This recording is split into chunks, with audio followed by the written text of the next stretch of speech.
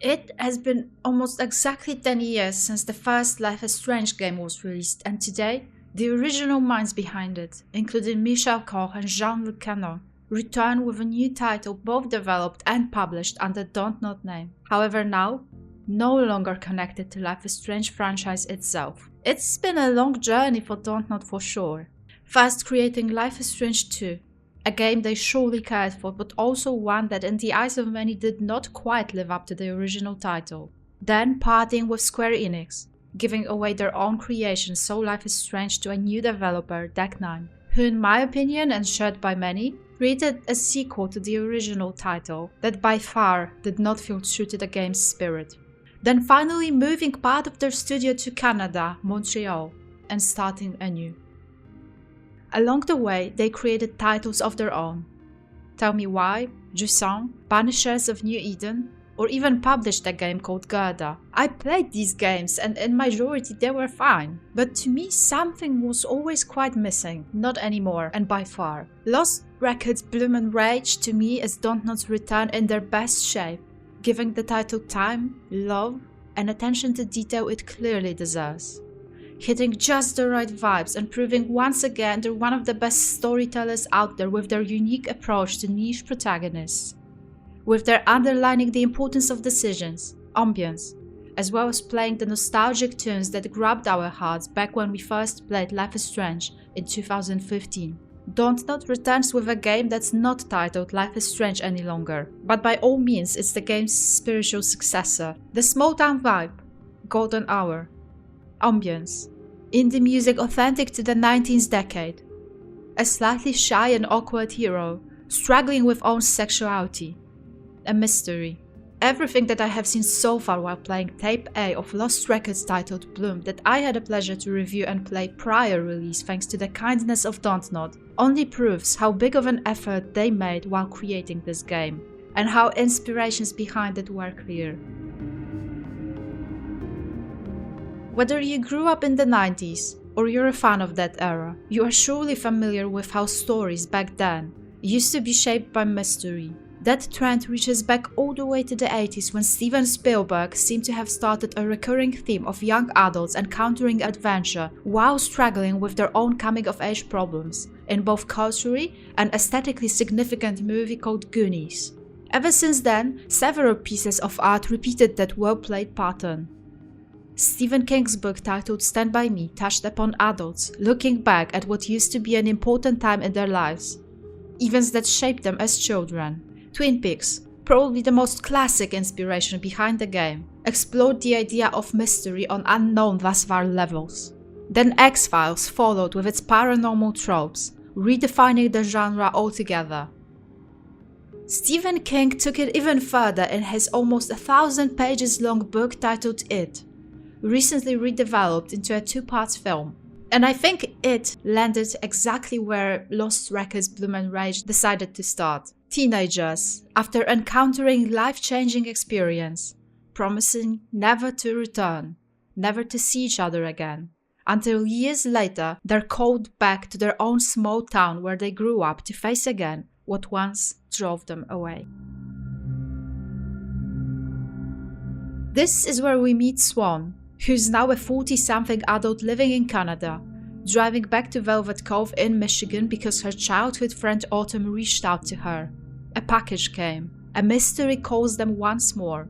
4 girls, now adult women, reunite after years of no contact and face their memories, what they once went through, what they once felt, and try to uncover the truth. Swan meets Autumn in a bar. They order some drinks and together face a strange-looking package addressed to their teenage band, Bloom and Rage. Story takes us back all the way to 1995, when they were barely 16 years old and only just met. Swan was a loner, an awkward, slightly overweight yet very mature teenager, obsessed with movies and with her camera. She is soon to move out of Velvet Cove, and right when she thought this was a goodbye, her adventure was only about to begin. Upon meeting Autumn, Kat, and Nora. The 4 girls are characteristic, likable, fleshed out and imperfect. Each has their own unique traits. Each can form her own relationship with Swan.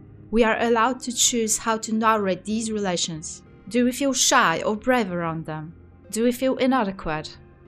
Do we fall in love? Do we step out of the comfort zone? Do we follow their lead or stay back? Who are we around them? Who are they? Do we allow ourselves to be shaped by these events, or do we choose distance? And more importantly, how do we approach them as adults? Because all throughout the game, additional context is provided through our adult version's memories as they reminisce in a bar, provide their own perspective on how they viewed now what happened back then. Playing as adults, though granted a smaller part of the first tape, has been equally enjoyable, a true pleasure. We're given a chance to ask what they remember, how they felt back then. This and so much more is what Dontnod decided to explore in their story adventure game throughout Tape A, titled Bloom. Tape B, titled Rage, is coming in April. And let me tell you this, it all worked incredibly well. The ambience of a small town, the uneasiness and restlessness built by both the fluorescent, vibrant colors of the night, the setting sunlight beams fighting their way through the crown of the trees, and the 90s relevant Riot Girl band's music. Dontnod reached known tropes and previously done patterns, except they added their own twist to it. It's not just the stranger things like atmosphere, it's also the protagonists that aren't your usual heroes, the struggling outcasts, teenagers that don't quite know who they are yet, but they know they want to live through the summer to the fullest, spend as much time together as possible, explore their surroundings and their nature, because deep down they know that every summer like this, easy, hot days inevitably come to an end, which the presence of adults constantly remind us of. How much does it really matter what we know, what we went through, if we know that over time we grew apart? Or maybe it matters precisely because we grew apart. Story takes us through the golden hour, uncomplicated strolls through the woods, unsettling adventures during the night when it becomes just a little bit scary, while we try to narrate Swan's awkwardness and find a sense of belonging. Dontnod skillfully operates established constructs, a group against unknown entity, the power of memory, childhood trauma, the ugliness lurking behind a small town facade, bond lasting a lifetime, rites of passage, and coming of age. All this seems to be accompanied by Dontnod's best gameplay technique up to this day, Swan's camera. You can take it out anytime you want. You can follow little incentives game's been providing, filming each of your friends, the surrounding scenery, nature, wildlife, your woods base, the lake. Game cleverly puts the pieces you have created into a compilation and adds Swan's narration over it, making the ability provided for your protagonist one of the most enjoyable out of all the Life is Strange games. On a more personal note, very much like Swan, I was a bit of an outsider, very much into movies. Like her, I got my first camera as a teenager and I'd carry it around anywhere I'd go. I still hold on to it, though I doubt it works. I was into X-Files, into mystery, into collecting VHS tapes. I'd spend my summers outside of the city, chasing adventures in the woods with my best friend. The game took me right back in. It didn't take long for it to make me feel like I'm in my teenage years again. Any moment, I'd order a pizza, call my friend's house number, have her parents answer. I would introduce myself and ask for my friend, telling her to come over, knowing that despite it being just a normal night ahead, it's one of these nights that shaped me, ones I will forever hold on to. Probably like Swan.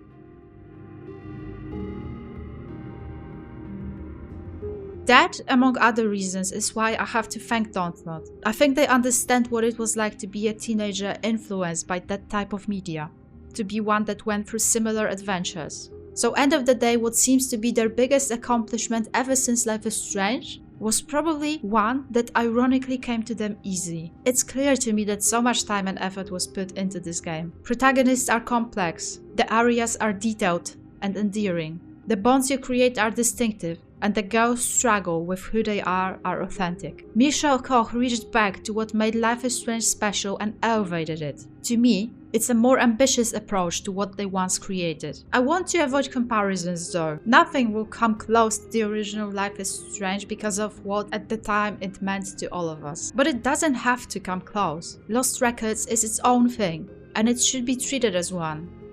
It's oniric, ominous.